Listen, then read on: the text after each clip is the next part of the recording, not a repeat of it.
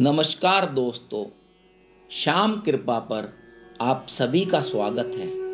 आज हम आपको दिल्ली के एक रहस्यमयी मंदिर और हनुमान जी के चमत्कार से जुड़ी एक सच्ची घटना सुनाने जा रहे हैं। यह घटना करीब 90 साल पहले की है। राजस्थान के अलवर जिले में एक तहसीलदार रहता था।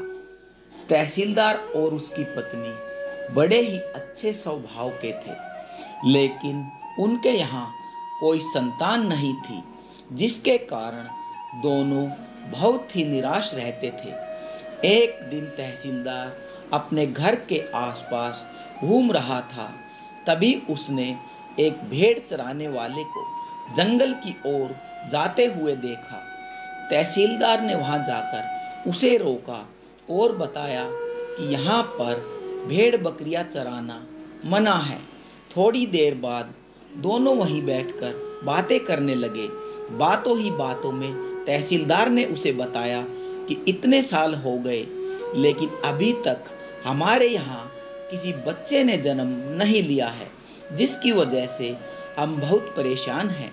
यह सुनकर उस भेड़ चराने वाले ने कहा कि आप दौसा के बालाजी मंदिर में जाकर एक बेटे के लिए प्रार्थना कीजिए, वहाँ आपकी झोली अवश्य भरेगी। उसकी बात मानकर वह तहसीलदार बालाजी के मंदिर गया और प्रार्थना करते हुए कहा कि अगर मुझे बेटा हो जाएगा तो मैं इसी मंदिर की सेवा के लिए उसे छोड़ दूंगा। इस बात का जिक्र अगर उसने कभी अपनी पत्नी से भी नहीं किया। मन्नत मांगने के 1 साल के अंदर ही उसके घर में एक बेटे का जन्म हुआ, लेकिन उसके जन्म के बाद बेटे के प्रति प्यार की वजह से तहसीलदार अपनी बात से मुकर गया और उसने हनुमान जी से कहा, मैंने जो आपको वचन दिया था वह वचन मैं पूरा नहीं कर पाऊंगा। आपका यह ऋण मुझ पर हमेशा रहेगा। कुछ समय बीतने के बाद जब वह बेटा बड़ा हुआ तो पिताजी ने उसे हरिद्वार के एक बड़े विद्वान ब्रह्मचारी जी के यहाँ पढ़ने के लिए भेज दिया। उस लड़के में बड़ी अद्भुत शक्ति थी। उसे रामायण कंठस्थ ईण बिना पढ़े ही वह पूरी रामायण का पाठ कर लेता था। उसे देखकर लोग आश्चर्य में पड़ जाते। उसकी ख्याति दूर दूर तक फैल गई और वह साधु सन्यासियों और बड़े बड़े उद्योगपतियों के यहाँ रामायण का पाठ करने लगा। कुछ समय बाद उसकी शादी भी हो गई। लोग उन्हें नारायण स्वामी के नाम से पुकारने लगे। एक दिन देश के बड़े उद्योगपति जुगल किशोर बिरला ने अखबार में विज्ञापन दिया, दिल्ली के लक्ष्मी नारायण मंदिर यानी बिरला मंदिर में रामायण का पाठ होना है, जिसके लिए उन्हें एक अच्छे व्यक्ति की बहुत ज़रूरत है, जिसका टेस्ट खुद बिरला जी लेंगे। उस तारीख पर नारायण स्वामी अपनी पत्नी के साथ बिरला के निवास पर पहुंच गए। वहां और भी लोग आए हुए थे जो बिरला जी को रामायण पढ़कर सुना रहे थे। जब नारायण बाबा की बारी आई तो उन्होंने बिना रामायण हाथ में लिए पाठ शुरू किया। बिरला जी के अनुग्रह पर उन्होंने हारमोनियम पर गाकर भी रामायण सुना दी। नारायण बाबा को ऐसा गाता देख बिरला जी बड़े खुश हुए और उनकी नौकरी पक्की कर दी। उस सस्ते ज़माने में 350 की पगार, रहने के लिए बिरला मंदिर में एक अच्छा कमरा और इस्तेमाल के लिए एक कार भी नारायण बाबा को दे दी गई। जीवन बेहद सुकून भरा हो गया। बिरला जी के एक गुरु थे, नीम करोली बाबा। वह बड़े ही चमत्कारी संत थे। एक दिन वह वृंदावन से दिल्ली आए हुए। उन्हें प्रसन्न करने के लिए बिरला जी ने नारायण बाबा का एक रामायण पाठ रखवा दिया। जब करोली बाबा ने रामायण का पाठ सुना तो उन्होंने नारायण से मिलने की इच्छा जाहिर की।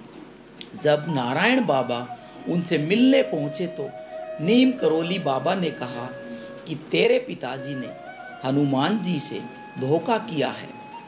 तेरा जन्म हनुमान जी की सेवा के लिए हुआ था। यह कहकर नीम करोली बाबा ने नारायण को सारी बातें बता दी, लेकिन नारायण बाबा अपने पिताजी के खिलाफ कुछ भी सुनने के लिए तैयार ही नहीं थे। बाद में यह तय हुआ था कि अगर नीम करोली बाबा की बात सच निकली तो वह उन्हें गुरु के रूप में स्वीकार कर लेंगे। अगले ही दिन नारायण बाबा अलवर पहुंचे और अपने पिताजी से पूछा कि एक संत आपको धोखेबाज और हनुमान जी का ऋणी बता रहे हैं, कृपया आप मुझे बताइए क्या सच है। यह सुनकर नारायण के पिता को आश्चर्य हुआ और वह बोले, बेटा यह बात सत्य है, हनुमान जी ही हो सकते हैं, क्योंकि यह बात सिर्फ उन्हें ही पता है।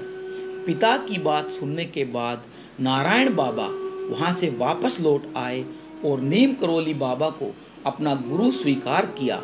नीम करोली बाबा ने आदेश दिया कि नारायण, तेरा जन्म हनुमान जी की सेवा के लिए ही हुआ है, इसलिए छोड़ दे नौकरी और हनुमान जी की सेवा में लग जा। गुरु के आदेश के मिलते ही नारायण बाबा ने अपनी नौकरी छोड़ दी और दिल्ली के महरौली इलाके में एक गुप्त मंदिर में आश्रय ले लिया और हनुमान जी की सेवा भी शुरू कर दी। नीम करोली बाबा ने आदेश दिया कि किसी से एक भी रुपया नहीं लेना है और हर साल नवरात्रि में लोगों के लिए भंडारा भी करना है। नारायण बाबा को यह बात थोड़ी अजीब सी लगी कि एक पैसा भी किसी से नहीं लेना और हर साल हजारों लोगों के लिए भंडारा भी करना है, लेकिन अपने गुरु के दिए आदेश के अनुसार जो उसने कहा वह पत्थर की लकीर है।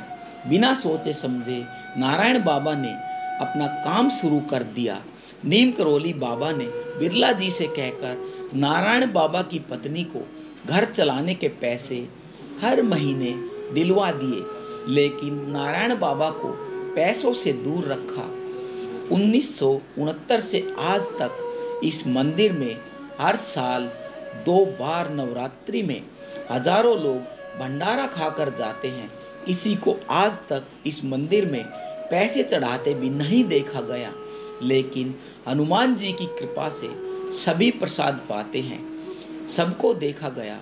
यह मंदिर बाबा नीम करोली जी महाराज गुप्त मंदिर के नाम से दिल्ली के महरौली में स्थित है।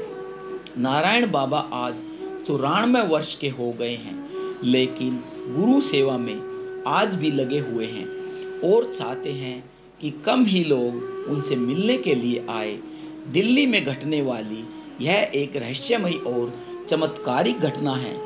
दोस्तों, यह वीडियो अगर अच्छी लगी हो तो इसे लाइक करें और ज़्यादा से ज़्यादा लोगों को शेयर करें। साथ ही ऐसी और भी आध्यात्मिक वीडियो के लिए हमारे YouTube चैनल श्याम कृपा को सब्सक्राइब करें। धन्यवाद। जय श्री राम।